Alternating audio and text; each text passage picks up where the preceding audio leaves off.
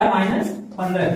अब इसमें आप वही कहेंगे कि यहाँ पे तो एक्स स्क्वायर जैसे बनाया जाता है द्विघात समीकरण, उस हिसाब से टी स्क्वायर दिख रहा है, लेकिन एक्स के गुणांक जो होते हैं वो तो नहीं दिख रहा है, सी दिख रहा है। ये भी द्विघात समीकरण है, द्विघात समीकरण है, लेकिन यहाँ पे कैसे करेंगे द्विघात समीकरण बनाने के लिए, इसको कैसे वर्णन करेंगे इसका, टी स्क्वायर 15 को लिख सकते हैं क्या, कड़ी में 15 लिख सकते हैं और भागे 2 बराबर 0। कड़ी में कोई भी संख्या लिख देंगे और उसका स्क्वायर कर देंगे, सेम जैसे था वैसे बन जाएगा, है ना। जैसे अगर हमें 3 लिखना हो, 3 को मैं लिख सकता हूँ कड़ी में 3 गुणे कड़ी में 3। ये कितनी बार आया है, 2 बार आया है, कड़ी लगाएंगे 2 का स्क्वायर कर देंगे, कितना आएगा 3। उसका रंग रूप वही है, बस चार इसकी बदल गई है। भाई किसी के पास अगर जब देखिए कुछ पैसा सब मिल जाता है, उसका भाव क्या होता है, बढ़ जाता है, लेकिन लास्ट में वो आके वही निशान बन जाता है, जैसे पहले था वैसे अब भी है। ठीक है, इस तरीके से यहाँ पे देखिए कि हमें क्या मिला है, टी स्क्वायर माइनस कड़ी में 15 का होल स्क्वायर।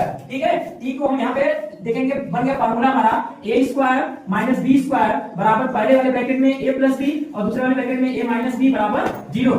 ठीक है, ये आप लोग पढ़े हैं, सॉरी 0 में लिखिए, ये फॉर्मूला पढ़े हैं, ये सब सुनिका है, क्लास 9 में भी पढ़े होंगे आप लोग, 8th में भी पढ़े होंगे, और यहाँ पे भी इसका रिवीजन चल रहा है। ठीक है, बेसिक चीजें इसलिए कहा जाता है बार बार आप लोग से कि ध्यान दिया करिए। इसको देखिए, इस फॉर्म में लिखेंगे तो क्या हो जाएगा, टी प्लस कड़ी में 15 एक ब्रैकेट में, दूसरे ब्रैकेट में टी माइनस कड़ी में 15। क्यों भाई, यस सर, आया सबको समझ में? Yes sir. अब इसको हम क्या लिख सकते हैं, बराबर 0, बराबर 0।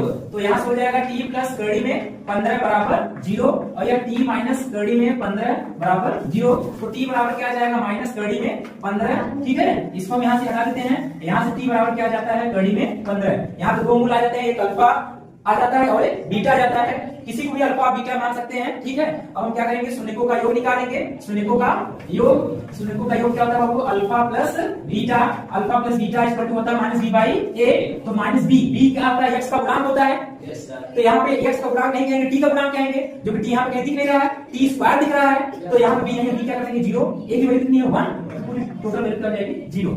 शून्यकों का गुणांक हम निकालेंगे, शून्यकों का गुणनफल क्या होता है, गुणनफल alpha into beta, alpha into beta, formula क्या होता है सी बाई ए, सी की वैल्यू कितनी है -50 अपॉन 1 इक्वल टू -50। ठीक है, इस तरीके से संबंध हो गया। अब हम क्या करेंगे, सत्यता की जांच करेंगे, सत्यता की जांच करेंगे। हो गया इतना ऊपर आपका,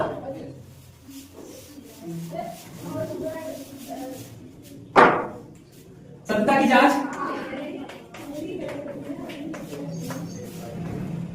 सत्यता की जांच में क्या करेंगे देखिएगा, वही चीजें होती हैं जो लिखा जाता है, शून्यकों का क्या लिखते हैं, शून्यकों का योग, योग बराबर क्या होता है, अल्फा प्लस बीटा, अल्फा की वैल्यू क्या है बाबू, माइनस कड़ी में 15 और बीटा की वैल्यू कड़ी में 15, कट के देखिए क्या हो जाएगा 0, क्या हो जाएगा 0, कट जाएगा ना।